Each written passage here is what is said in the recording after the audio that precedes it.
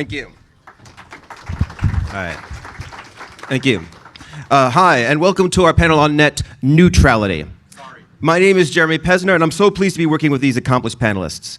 Just last month, there was a legal decision for the FCC to enforce net neutrality, and it was upheld in the DC Circuit. What this means is that we can move away from the question of whether net neutrality should exist and start asking about what it means to turn this from a concept to actual implementation. I'm going to let these panelists introduce themselves briefly and then ask a question or two to get things going, but this is ultimately their panel. I want them to ask each other questions and take this discussion wherever it may go within reason. I want to invite you, the audience, to participate as well, and I'll invite you to ask questions periodically when or if there's a lull in the conversation. So let's get started. Please take a minute to introduce yourselves each. Okay, Bob Frankston, been hacking for 60 some odd years, and build my own things, and I resent having a provider from whom I have to ask permission. I'm Alfredo Lopez from May 1st People Inc. We're a membership organization, a politically progressive membership organization, and alternative service provider, and obviously we deal with technology, primarily internet communications technology, and do all kinds of stuff with it. And we were part of the large coalition that won the net neutrality thing from the FCC. So we have besides the obvious interest we have in it, we have an interest in that we did stuff around it. Hey everyone, my name is Sam Gustin. I'm a journalist. I work at Vice Motherboard, and I cover tech policy. Thank you very much. Hope you guys all read Motherboard. I cover tech policy and the FCC, and I've been writing about net neutrality for almost a decade now. Thanks for having us. Hi, I'm Kate. Is this thing on? Yeah. Okay. I'm Kate Forsey with Public Knowledge. We were fighting the net neutrality fight since basically its inception.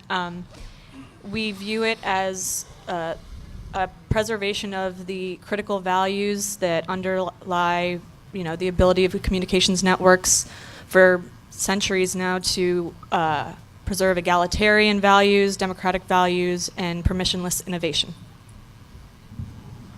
I'm Jesse Sowell. I'm the local academic. I just finished up dissertation work on at MIT on the political economy of internet operations. So, who are the folks that ensure the at least for the time being, non-discriminatory internet that private set of networks continues to cohere into that non-discriminatory common platform.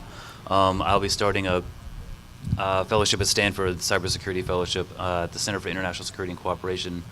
My view on network neutrality is I come at it from some of the from the competition policy element of network neutrality. That's some of the original stuff that Tim Wu and Christopher Yu wrote about, and I'm really interested in distinguishing the non-discriminatory character of the infrastructure from the very diverse public, private, and social goods that are provisioned atop that as a way to evaluate some of these issues we'll be talking about. Great, thank you. So those last two panelists actually touched on this question a bit, but I'd like to invite the other three to answer. What does net neutrality mean to you as a concept? I see net neutrality as a legacy of the early days of telecommunications, which acted like railroads. You had a provider carry your messages for you. I see in the future it's not enough to really give us the internet connectivity, because it doesn't address the issue of who owns the facilities and how you pay for it. Once you have a carrier that you're dependent upon, you're in the situation of asking permission. The alternative is to start by owning the facilities and only seeing packets. If you separate the content from the packets, you are inherently neutral. So by having a policy that removes sort of somebody, owning a pipe, you get neutrality, but you get a lot more. Great. I mean, net neutrality means a lot of different things for me because I'm a lot of different things. But when involved in the particular net neutrality struggle, it meant doing things like going to lobby in Congress and really things that I had thought after 50 years of activism I would never, ever, ever have to do in my life, and I had to end up doing them. But the main thing about that struggle that brought home the question of net neutrality to me was the community involvement, which I believe personally, others can disagree, but I believe very personally was the tipping point that won us that FCC decision. Massive community involvement, including communities of color, of which I'm part, you may have noticed, as a Puerto Rican man. We don't get to tell our story without an internet. And unless we get to tell our story, you don't get to hear our story in what is an essentially racially divided society. And in order to combat those divisions so that we can all take a crack at survival as a human race, we need to tell each other's stories. And the internet is the way that we do that. I remember as a journalist, a commercial journalist in the, whatever it was, late 70s, early 80s, how fragmented and distorted was the coverage that even people like myself would do of communities of color. Well, you don't have that anymore. You don't have to, because now communities of color can speak with their own voices. Net neutrality helps that happen. It doesn't guarantee it, but it helps that happen. And I think that was, in some way, the tipping point that brought these communities into that struggle, because they realized that with a different level of access and to speed and service, they would be buried. Thank you, Alfredo. That's very good. Right. Sam? So, as a journalist, what I would say is that net neutrality is the free speech issue of our time. It is, the principle that allows us to communicate with the public, and it allows groups like Alfredo's to organize. And obviously, there's a commercial aspect to it as well. But it really, it's easy to take net neutrality for granted, but it is essential to the origins of the internet. The fathers of the internet, when they were creating the internet, they very much had this idea of a neutral network. And so in many ways, the fight over net neutrality is really a fight to codify the intentions of the geniuses who invented the internet. So I guess to put it in a soundbite, it's the free speech issue of our time. Great. So to follow up on this question, now that we've know where you're all coming from, I'll ask, what do we see enshrined in our current system, social, political, and technical, that either promote neutrality or work against it? I think, though, I need to step back because we keep using the word the internet without really agreeing on what it means. The thing about a word like the internet, broadband, they're really good because they allow you to talk without communicating, without having a shared meaning. So I see the technology of the internet or the technique entirely separate from what we do with it. So having a means of unfettered communications allows these social goods, allows these activities, and this is wonderful. But we have to step back to understand why. So I go back to when the internet sort of was just, it wasn't so much invented as discovered, because we discovered how to use software to program around the lack of a provider with packet nets, with Ethernets. And the internet as a technique is really the internetworking technique to expand these. So if you have two of your own networks where you just plug in your jack and you're connected, you can interconnect them and they become one. Where it gets confused is that we took the time-sharing tradition where you dial up to a bulletin board system or AOL, and we confused that with the internet, even though that was a temporary hack. So for me, the internet is a technology where there's nobody to pay. I just communicate like I use roads and sidewalks, and it's not like railroads where I have to buy a ticket and can only go where it's profitable to a railroad. And that's why I'm talking about an approach which removes the need for enforcing neutrality by removing the need to sort of have a provider or a railroad in the path. Now, it takes a lot of explaining what that means, but the key thing is if we pay for it in a way like we pay for other infrastructure, we get neutrality in a lot more. And I think we need to discuss that level of the unfettered technology apart from the social policies. Very good. Can you repeat the question? Well, I was asking, what do you see enshrined in our social, technical, political systems that either promote neutrality or work against it? Business and profit work against it. And the fundamental need and drive to communicate, to improve society and to survive as a human race work for it. Yeah, that's what I think. Yeah, I mean, I would sort of pose a rhetorical question to the audience, which is, how do you guys view the internet? Is the internet a luxury for you guys, or is it an essential tool for commerce, for communicating, for education, for political organizing, et cetera, et cetera, et cetera? So, the question is, how should we view the internet? Is broadband access a public utility? Should it be a public utility like electricity or water? Once you start saying it should be a public utility, then we say, okay, are we going to have rate regulation? So, the way we conceptualize the internet is changing and it's evolving. And I think a lot of the big cable and phone companies would like you to think that it's a luxury, right? You got to pay $150 a month. You don't need the internet. I remember a year ago I wrote a story when FCC Commissioner Mike O'Reilly, he said, well, people don't need the internet. You don't need the internet. It's not a necessity. And then you have people like Tim Berners-Lee who says, no, actually the internet should be a human right. I mean, do people think the internet should be a fundamental human right?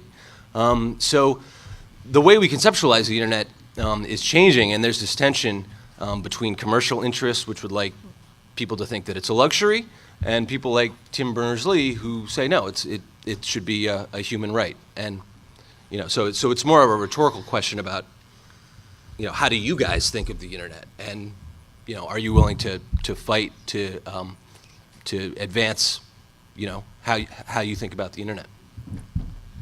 I agree with Sam 100%. I would also go a step further to say that it's pretty much acknowledged by anyone who's not the people that he mentioned, that it is a necessity. I mean, you need the internet to apply to jobs, to apply for healthcare, to communicate with people, to basically do your jobs, to do homework. There's a big, discussion right now about the homework gap for consumers. From a legal perspective, we viewed the FCC's decision as a huge win for consumers because although it's great to talk about, having this free sidewalks instead of railroads, unfortunately the legal and practical reality we live in right now is that we deregulated for many, many years the way that these private companies work the access component of the internet. So you're differentiating between access and content. Access is the only part that Title II applies to versus content. And so it became necessary when you don't have competition and you have these big incumbents like the Comcast and the Time Warner cables of the world, which is now Charter because of course we consolidated, you need some kind of cop on the beat to ensure that the incumbents are not starting to creep in and play favorites with the type of content that you access. So prioritizing the ones that they have an interest in or a financial, investment in over the ones that they don't. And that's how you, preserve the values that have underlied all of the types of common carrier communication systems since, the last 200 years. So as may have become evident, my description of what I do, I'm an infrastructure guy, and I look for interesting, innovative ways to provision infrastructure. So when I think of neutrality, I think of things like the internet exchanges. In particular, I think of a great example, which is the London Internet Exchange. These guys have enshrined in their institutional fabric the notion of neutrality. They started out with carrier neutrality, where they didn't want to place their interconnection fabric in the facilities of one particular carrier or another. They wanted to ensure that anyone who wanted to interconnect in the London area and later in Britain writ large, that they could do so. They could exchange traffic amongst themselves as a community of networks that are all have a profit motive, but they are working against the large incumbents at the time, the large transit carriers, so you don't have to send your packet all the way across the pond and back just to go up the street in London. That when we talk about the ethos of where the internet came from and where this non-discriminatory character came from, I believe that there's a lot of potential for innovation amongst these actors, amongst these private actors that are often vilified as going after just their pure profit. But in many cases, when you go to the network operator conferences, when you go to things like the RER conference of the internet exchange providers, they are also speaking directly to how can we improve the infrastructure in our region, be it your local metropolitan region, your sub-region of Western Europe, or parts of Africa, or Cabase in Argentina is a fantastic example of an exchange that goes out and gathers villages up and says, hey, let's help you provision infrastructure so that we can both make money doing it, but also expand the reach of this infrastructure and provide better quality services. So I guess when I think of the future of network neutrality, I would like to avoid foreclosing on the potential for private industry's innovation that can start to bridge the gap between pure private interest and start serving not only their common good, but also garner some of these collateral public benefits that I've seen these communities create. I just want to comment. Jesse has a good starting point that there's nothing wrong with making profit. It's really a question of how do you align the incentives. And when you have the current model now, which is when we repurposed an infrastructure that was used to deliver television content and phone calls, but left the content providers in control, we have a conflict of interest, an inherent conflict of interest. And I think the way you sort of an incremental path, in terms of Kate says, is if you remove that conflict of interest, market forces will actually start to work in the right direction, because once the companies, and we're going, it's called over the top, but you can now pretty much get anything getting cable TV over IP, and Sling.TV is even getting traditional content. Once you've got companies whose only business is carrying packets, it's going to collapse into an inherently neutral infrastructure. And it won't be quite like gas and electricity as a utility, because those cost money to maintain. I mean, electricity costs money to generate, water costs money, not so much to generate, but to purify. Whereas the internet is about bits. So we're going to have a business model. The reason I bring up sidewalks as a metaphor is when we create ourselves, we do our own walks. We create our own content. So you're really discussing how do we pay for copper, radios, fiber, and that is something that we're going to that's where the model of passive infrastructure is a better model than utility, because there's nothing to meter. Jeremy, I have a question. May I? Yeah, go ahead. What if net neutrality isn't all that? What if, for example, there are major gaps in net neutrality, not if there were, let me ask, are there major gaps, not if, what if, are there major gaps in net neutrality that defeat the democratic purpose of net neutrality? For example, we did see this with cell phones initially. That's been tightened up a little in the recent decision. Can you clarify? That the cell phone usage was not heavily covered in the original net neutrality FCC agreement. You're referring to mobile access? Mobile access, right? The cell phones, which is what we use, what people of color use. Kids of color, and I think almost everybody in the whole wide world is using them more and more. Which brings me to the whole wide world. Net neutrality was a decision made by a governing body in the United States of America. The internet is not, contrary to what some people may think, does not belong to the United States of America. And in a very, very dramatic way, increasingly, other countries, regions, and continents are taking a more and more aggressive role without necessarily protecting that net neutrality. So is that a problem for us? And if not, then how could it not be a problem? So I think that just from a legal perspective, we need to keep in mind sort of what the scope of the net neutrality decision was. it specifically applied, and by the way, yes, I agree that it was great that they did apply it to mobile. We pushed really, really hard for that because there were a number of carve-outs in the 2010 order that were not satisfactory from a consumer perspective, and relating to a lot of the things that Alfredo said. But we need to keep in mind that we're covering access, content, the scope of the FCC's authority under Title II as regulating these as common carriers. Really, they don't have the ability to apply that beyond the United States. So even though the internet is not the property of the United States, they're doing sort of what they can to preserve those values within the scope of their authority. Yeah, I would just make 2 points. The first is that the comments about the internet not being the property of the United States are absolutely correct. And literally, as we speak right now, the European telecom regulator is trying to figure out how to implement their candidly problematic net neutrality policy that they approved last spring.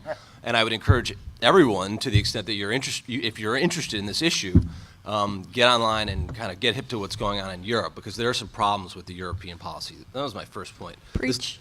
The second point that I would make, just with respect to capitalism and businesses, is that, I don't think, I think all of us agree that capitalism, is like Winston Churchill said about democracy. It's like it's the least bad form of economic organization. I mean, it's got a lot of problems.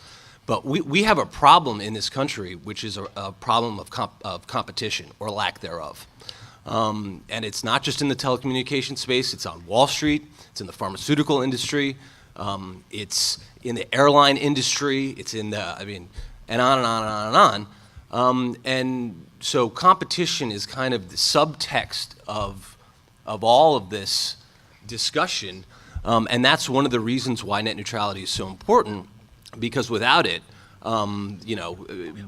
basically, a few companies could, basically just turn the internet into the equivalent of cable TV, right? Where you pay for tiers and you pay for different packages and stuff. So one of the most important things to keep in mind about this discussion is that we have a broader problem of lack of competition across industries in this country that needs to be addressed. And I think next week, if you guys watch the Democratic National Convention, you might see some discussion about this, because antitrust and competition policy is in the proposed platform for the first time, believe it or not, since 1988. So just keep competition in mind. Thank you, Sam. I'd like to build on that a little bit, and I'd like to kind of throw out the idea of, like, when I look at the network operator communities that I've studied, I've had a lot of them mention, a lot of the favorite word that they use is co-opetition, and I'd like to throw out an example of that, again using the one of the newer internet exchanges as an example, but also throw that out to see what the panel thinks about this notion of co-opetition in the vein of not quite chasing down the evil image of capitalism. So back in about 2008, if I'm remembering my dates correctly, forgive me if I'm wrong because dates are not my thing, Paris, the interconnection scene in Paris was atrocious. There were like 10 or 11 internet exchanges, many of which were just propped up shells by the local carriers. So Orange and Free and a number of others had the exchanges that were very dysfunctional. They were purely just trying to get people locked into their facilities so that they could garner all the nice rent-seeking aspects of the interconnection business. And what happened was a number of the leadership in the operator community and the RIR community came together and said, they actually sent out a survey to the community and they said, hey, would you guys like to see a rational associational membership, essentially a cooperative style internet exchange set up in Paris? Would you like it if it were run professionally, and would you actually pay membership fees for it? And the community resoundingly said yes. And so this is an example. And the three companies that were driving this forward were Google, Akamai, and Jaguar, and one other company who always jumps out of my head. But you had two international firms, two local French firms coming together to fix a particular market for interconnection. And now what became France IX is now one of the leading internet exchanges in Europe, and it's a neutral exchange. It is managed again by the community, by its membership. But to me, that's a fantastic example of private actors creating an innovative, commonly managed firm that essentially fixed the interconnection market in that region. So that is an example of the kind of co-opetition that I see the potential for. I see amazing innovation that is somewhere between a cooperative and a commercial firm. You've taken the best elements of both of those to make something that's sufficiently dynamic to keep pace with the evolution of applications and provide the infrastructure necessary to support those, but also have these norms of neutrality that means no singular large incumbent that may be a participant in that firm can take control of it. And I can elaborate on how they did that in their governance documents, but that's an element of co-opetition that I think should be encouraged rather than kind of than chasing down these kind of, and I'm not accusing you of saying the evil empire of capitalism, but I'd love to hear what the panel has to say about that notion of co-opetition and the potential for that within either the U.S. or other regions. Well, I mean, I would just say that, you know, I'm not a like capitalism hater, you know, like I'm not a communist. Not that there's anything wrong with that. But Look how far we've come. But what I would say, what I would say is that in order for capitalism to function, markets need to work, and in order for markets to work, there needs to be some sort of effective regulatory authority and regulatory oversight. Okay, I think this is pretty sort of basic tenets of how markets function. The problem with the United States telecom regulator, the Federal Communications Commission, historically has been something that we refer to as regulatory capture and a revolving door between the agency and private business. Many of you will recall when Meredith Atwell Baxter left the FCC and Baker, and proceeded to go straight to Comcast and become a lobbyist for Comcast. So this is a problem. We talk about regulatory capture. I would even suggest the term legislative capture, because you have members literally, and you know, you can call me cynical, but you have members of Congress, you know, and I'm just going to come out and say it, who basically are effectively on the payroll of cable and phone companies. And this gets to problems with our campaign finance system, et cetera. So the only point I'm trying to make is that I'm not trying to hate on capitalism, but in order for capitalism to work, markets need to work, and in order for markets to work, you need an effective and independent regulator. Okay, let me respond to that, because I think the current regulatory system is a product of basically sort of a legacy view of, you know, what telecommunication and the internet are. That you need regulations when you don't have a good market-based solution. And the reason I believe a solution we could start out in the U.S. will go to the world, like when we first got divestiture in the U.S., it started here, and basically PT&Ts broke up. I want an effective marketplace that removes much of the need for regulation. I'm not saying deregulate. I'm saying address the marketplace dysfunction that leads to regulation. And then marketplace dysfunction is what I said before. Companies in the business of providing content own the facilities that the competition must use. And that's a sort of vertical antitrust or silo. If we said you've either got in the business of using connectivity or a business of, I won't use the word providing when you're being careful, of supporting connectivity, those two are separate. We would then have a marketplace where you get a lot of competition for who best serves the community, separate for competition who provides the best content. And there will be a strong, right now we have a system where you make money by scarcity. The less connectivity, the more value there is. Turns out we're going to get gigabits. We could have gotten current fiber infrastructure capacity over copper. There was no need to go to fiber. We did that for regulatory reasons, not for technical reasons. So once you have a functioning marketplace, we're going to see a lot of sort of implicit neutrality. So just one example, cable companies right now.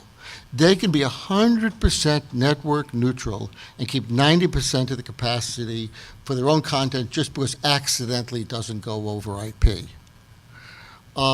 So it shouldn't be, so if we have a market basically that functions, we'll need a little regulation, not much, and I think we'll get an incentive, capitalistic incentive to adopt the approach throughout the world.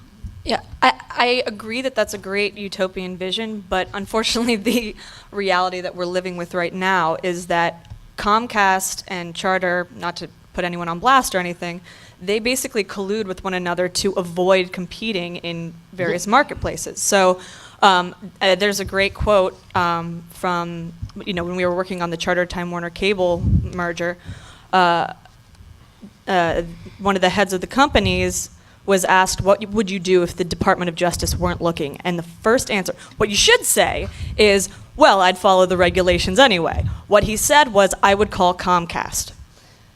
I mean, that's the kind of anti-competitive situation we're dealing with. And maybe it's because I'm a native Washingtonian and so I'm born cynical, but I think that, until we get to a situation where you're not dealing with that in every system the way that Sam described it, then you need someone like the FCC to step in and say, okay, you guys are common carriers and we're going to be the cop on the beat until you start figuring out how to actually compete with one another. So I just want to say, okay, this is a hackers conference. That, you use the word utopian as if we're helpless. And as hackers, you can do this. You can bankrupt these companies. Comcast knows it's coming, which is why it bought NBC Universal and keeps a legacy cable business as long as we accept that. Now, one thing I did when I was at Microsoft in the 1990s, you were going to have to pay for each PC you had, just like you paid for each phone line. If you want an IP printer, you'd have to pay for that. So that was the way the market worked. As a hacker, I put the net, when I was at Microsoft, I put what we call the home router now, I put the NAT between the phone companies or the providers and the house. And suddenly, they could no longer charge you for each service, and as a direct result, AT&T, you have today, is not AT&T. The AT&T of those days went bankrupt, and today's AT&T is SBC. And this is in the spirit that gave us the internet, interconnecting locally owned facilities. Yes, we did a make-buy decision to buy a tunnel through these carriers, but instead of, in other words, if you've got a pipe, a consumer service, you're sharing that with 100 people. They'll say you have 50 megabit service. Well, you and your friends are sharing the same pipe. But if you and your friends got together and you pooled your resources to buy that pipe, then they would not be getting the 98% profit anymore. And if you start at the edge, you start an inexorable market process, the same one that bankrupted AT&T, despite the protection of the FCC, you will get change. This is not utopian, it's very pragmatic. Thank you, Bob. I'll ask you the same question. I'll ask you the same question I ask you outside. I mean, I have a very, very strong belief in the ability for people to invest their intellectual capacity in doing all kinds of fabulous things. You see the makers communities, you see all these amazing things that are emerge when people have the information and knowledge to do something. But maintaining an infrastructure of the caliber of the internet and at the speed of innovation of the internet, I just have to ask, how are these communities going to do that? I mean, most of these communities don't have the knowledge base or the capacity to build that kind of stuff and to manage it. And so what would you how do you plan on paying for that? I mean, how do you plan on maintaining it? I would say that one option. Sorry, go ahead. I was going to say, how many? I can't see hands here. How many of you can maintain the sewer systems in your community? You can't see hands, so why you ask the question? Want to just give applause or something? Applause for sewers? That is utopian. No, I'm allowed to ask you. No, I can imagine the result. Raise your glowing device. Right. Yes. Raise your portable flashlights. I'm guessing the answer is not many. No, I don't expect any of you. A friend of mine was sewer commissioner in Trumansburg, New York. Doesn't know anything about sewers, but he can hire people to do it. He also runs my zone file, and that he knows how to do. So basically, you can hire people to do it. But I ran into the same thing in 1995 when he said people are going to run their home networks. they're told it's impossible. It's too complicated. I just remove what's complicated. And if you hire people, it's a combination of first making it simpler, but also hiring people. How many people here would love a job maintaining community network? So you hire those people. That I would actually like to see some glowing device responses for. It's a jobs for you people. Well- Okay, in any case, what I'm saying is, you hire people to do sidewalks, which are complicated, sewers, all these systems. That's not a problem. What's missing is an understanding that first, physically there's no intent, but the technique is easy. That once you understand how to do it, you're empowered. You don't have to recycle a phone company. And remember, the danger in getting a recycled phone company providing the internet today is they do not know how to operate it. I know how many of you know about buffer bloat. That's because you let phone engineers design an internet network, and they basically make some fundamental errors. So definitely you can hire people locally, start in your community, and you don't have to run a fiber across the country. You buy it from an existing provider, and because you have bargaining power, you will basically drive them further and further away, and eventually an infrastructure model will take over, simply because in a capitalistic sense, it's far more cost effective. You just have to make sure that you align the profit to supporting maintaining infrastructure, rather than the profit coming from seeking rent, basically limiting people's ability to communicate, and profit coming from having an advantage in owning the wires for selling content. So I have a question for Bob. Which is, let's say a municipality or a community, town, city, wanted to build its own municipal network, but unfortunately there's a state law that prohibits the town from doing so. What do you do then? Okay, there are a couple of answers. One thing is you take the long view, and as a guerrilla, you go where you can get the job done. And Google did this. Google chose Kansas City because there's the least regulatory problems they'd run into. That was their primary reason for choosing Kansas City for Google Fiber. Okay, I'm not So the talking. I'm not reason- talking No, about let me a company just- like Google. I'm talking no, about a No, municipality. let me. Okay. So that was an example. Okay, of- so you need to find. So one thing is you need to find examples. In other words, and this is also why I'm starting the private sector, the apartment house, and things like that, where I can have the most influence. So sometimes patience is the answer. Now, there's a legal question, which is if a city put in fiber but did not provide services, they're not doing telecommunications.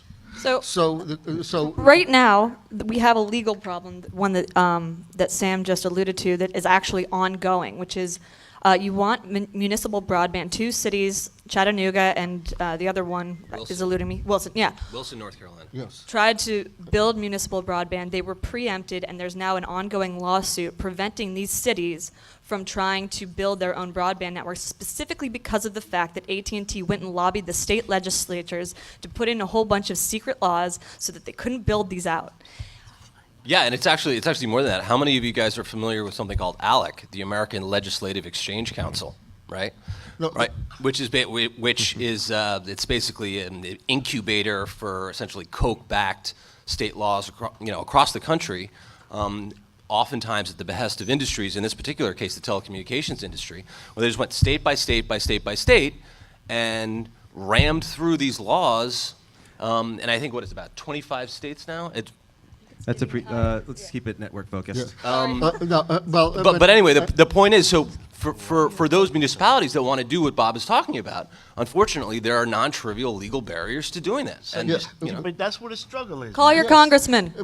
Wait, just want to say That's what a struggle yes, is. You look at the gay marriage issue. Look at bilingualism, my ability to speak Spanish in a school. We had to fight for that. You fight for it Right. because it's an oppressive society. But I mean, that's what the situation is. Excuse me for one thing. Let me just background this so that people don't say you're talking too much. And then you can so you comment. talk a lot. So No, talk a lot, yeah. And then, but you can come in when I just say something. You know, you can't talk about net neutrality as a cure to anything. That's what I mean, because it's not worldwide. The internet is worldwide, neutrality is not. What it is fundamentally is a possible model for how to arrange communication. And that model can be enacted in a bunch of different ways, including, and some people are insisting that capitalism, a system that I think basically became outmoded about 20 years ago, is still a vibrant system that you could talk about, et cetera. I'm not going to get into any of that. What I'm going to say is that there are many models, including what you're talking about, that stem from net neutrality. But you've got to act on them, and you've got to continue struggling. You can't just sit down and then log on and say, oh, wow, we won this, because you ain't won nothing. We won FCC decision in one country of an entire world. And that FCC decision is not applicable, as you're saying, to the localities. So, of course, AT&T, that's what they hire all their people for, to go behind your back and to mess up the gains that you made. So you got to fight. And, that's what we continue to say. You have to build a movement that defends this stuff. Otherwise, hacking is not going to mean anything. It's going to be a hobby. You got to build a movement. Go ahead. Okay. Now, I agree a lot, except that you can also use hacking as a tool. Oh, sure. That, one example of the negative example of yours is Utah. Utah had a thing called Utopia, which wanted to be more of infrastructure. And basically, they were resisted by the legislature, but there were two problems they had. One, these kind of laws. But the other problem is you had people who forced it into the mold of, quote, broadband. Broadband is a business model for owning a pipe and selling services on it. That was the residential gateway. So you've got two battles. You've got one of legislation which says you can't compete on broadband. But the other thing is the framing your infrastructure in terms of old broadband. So the gay marriage thing is an example. If you work nationally, you can, their end runs around the local community, but it takes time. It's a long game. But the other question is, if you don't model your infrastructure as broadband, but you say Stockholm, I'm putting passive fiber in the streets, I'm not doing anything, not saying how it's lit up, and then you can allow other people to light it up, are there creative other ways to work around it? Because trying to educate legislatures on these issues is expensive, which is why the people who teach them are the people with the most money. So you need more guerrilla workarounds to redefine the problem, to set examples, and I think most important, to remove the economic benefit of owning the facilities, which is why I mentioned the example of the simple thing, a NAT, the Network Address Translator. Essentially, I argue, is what bankrupted AT&T, because their business was monetizing services. Once all they saw packets, that went away. And if you have multiple pipes in the cities and you separate the content from the bits, the profit goes away. Great. I'm going to cut in here. I'm going to ask the panelists one last question, but I'd also encourage the audience members to start lining up at the mic for your own questions. Just don't trip over anything. So, can we give them light? Certainly. Can we turn up the lights a little bit so that the panelists can see them? Great. So one last question, and then we're going to get to the audience, which is I've been hearing a lot of clear themes from all of you here. Namely, it sounds like that there's an inherent sort of conflict of interest. That's what I'm hearing a lot in terms of whose interests are at stake and which ones are sort of driving the bus here. Before we go forward, I'm going to take a minute to go backwards, which is sort of the question: how did we get here? When the internet was first created, or whatever, when this network or device was first created, it was in the hands of governments and academics, and it was definitely an inclusive model. What what happened to get us to this point where, and sort of where do you think, what were the key moments of that? And that's going to sort of help us suggest where we need to go in the future. This is a very long thing, so let me give the short version. Is that we use words like telecommunications and all these things. We fit things into old molds. That's normal. So we basically we use words like access to the internet and everything to make it look like a time-sharing system. It's another version of AOL. It's another television channel. And, we look at the content. We look at the web. So we have a lot of confusion. And, back when I was a kid and we were first doing this, it was just totally apart from it. You had the academic things, and basically things got lost in translation. If you want the long answer, I can give it, but that's already too long. I would say, again, since I come at it from a legal perspective, there was a vast sort of deregulatory pro-company not movement, but evolution over the course of, conservatively, I would say 20 years since the 96 Act, but really it was more since the Computer 1 and Computer 2 decisions, where you had this sort of increasing consolidation into the hands of a few private companies that was just sort of enabled by an administration that was very pro-company and didn't really take into account the implications of the fact that the network was supposed to really belong to all of us. Yeah, I mean, I would just say that, and we should get to questions, but really the origins of corporate consolidation actually go back to the 70s and Robert Bork and the so-called Chicago School of Antitrust Policy, when basically this philosophy of antitrust policy said, we should only enforce antitrust laws in a kind of econometric, with an econometric rationale. And that laid the foundation for the deregulation that started in the 1980s, and that is what sort of brought us to where we are, to the unfortunate place that we are right now. Until Chairman All right. stepped in. It sounds like it's time for audience questions. So in the interest of time, yeah, we'll keep our answers short, please, If we can. if we can. Yes or no? With some element of virtue or... Okay, it's on now. Okay, so I want to ask about the practice of zero rating. Zero rating is the practice for ISPs that are essentially charging by the bit. Zero rating is cutting agreements with certain service providers and excluding them from the per bit charges. And so I guess my question is getting back to the zero rating itself, whether that should be split off from the rest of the net neutrality debate, or whether it should be part of it. I mean, we've had situations where in the past, an ISP that was providing VoIP services Okay, thank was you. blocking. I think we get the concept. Thank you.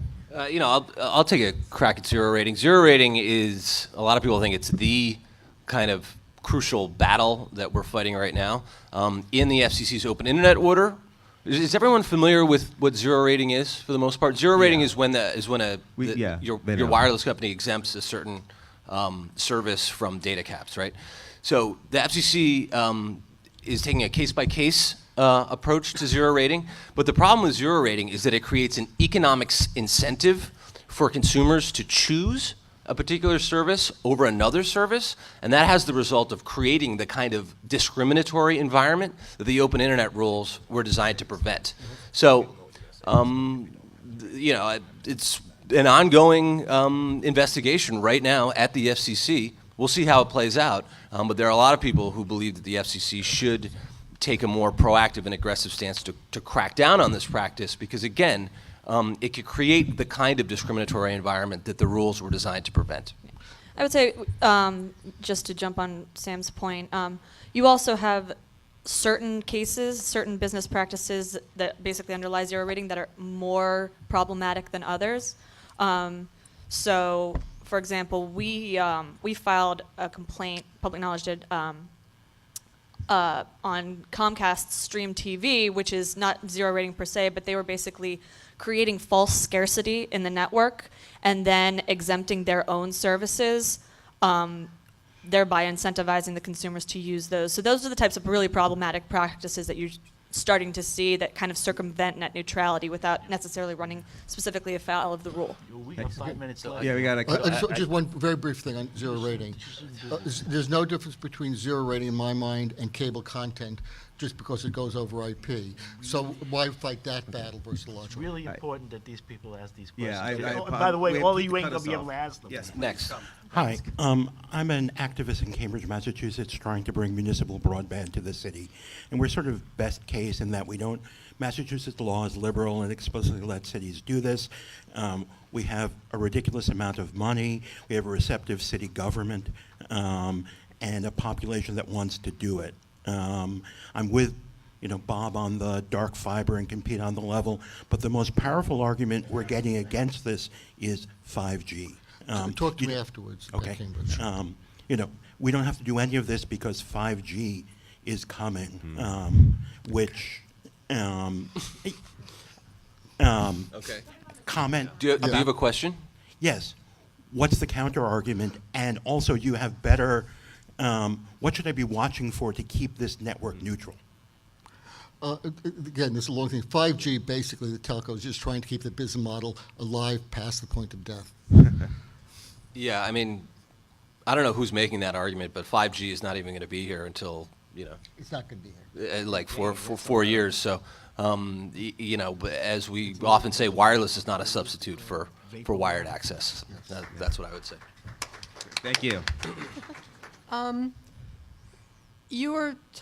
When you're talking about capitalist solutions, there were two things that I really didn't understand about what you were saying. First, it seemed like you had this idea that people could pull together and buy pipes, and it seems like a question just for Bob or for the entire panel? I'll go to my second part, which is more to the entire panel. One of the prerequisites for capitalism is that you have a free market, and one of the prerequisites of a free market is that competitors can easily enter and exit the market. With infrastructure, this is physically impossible for a lot of reasons, ranging from we don't want 3,000 fiber wires going through our cities with constant road work, tearing them up or putting them on poles, to the fact that they are expensive to put in. So when you advocate a free market solution and the market you're talking about literally cannot be free, how does that work? Well, we don't need a lot of fiber, multiple fiber lines. First of all, everyone should support dig once policies, where you dig the street up once, you lay the fiber, and then maybe let's think about a wholesale model where the fiber is, essentially sold off or leased on a wholesale basis to market entrants. It's not owned by the cable company anymore. Yeah, the quick thing is we don't have competing sidewalks. We have a way of getting competition for providing sidewalks. Okay. We got 2 minutes left, so let's. Great, I'll make this really quick. In 10 seconds or less per person, please tell me what you think is the most hopeful and the most scary outcome of the way things are going on their current trajectory. Most hopeful and most scary. On the trajectory of what? Of net neutrality and net Yeah. neutrality? Hackers will discover the power. Hackers will discover the power Yeah. of what they can do themselves. Apropos. What? Most hopeful is that we have had a chairman and a commission over the last several years that has actually finally increased competition and preserved the net neutrality. Most hopeful is the involvement of people of color in the net neutrality struggle, the first time they've been involved in an FCC struggle. And the scariest is we ain't got net neutrality internationally, and they keep coming at us in all different kinds of ways. So, I guess if I were to say the most hopeful, I've kind of already said it, is that private actors can recognize that the public good is in their benefit and is in their economic interest. The scariest thing is Title II becoming one of the instances where the FCC decides to stop forbearing and start to really exercising the broad arsenal of mechanisms it has at its disposal, but has chosen to forbear on. All right, we got 2 questions left. Mr. Frankston, hi.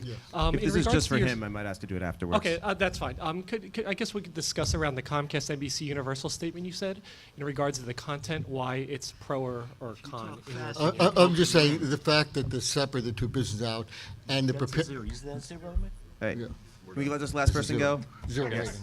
rating. For all of you, do you think that preventing vertical integration more aggressively could help solve some of these problems with on multiple levels of the content creation, the content distribution, and the hardware?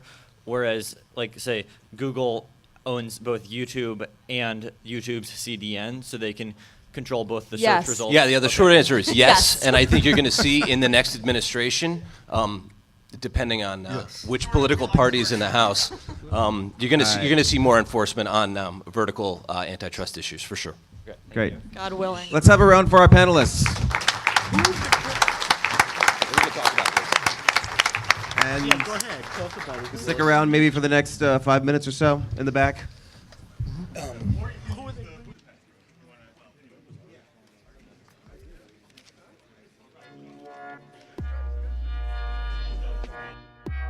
Speakers, the Budapest room is available as well, 6th floor, for a continued discussion post-talk. Yeah.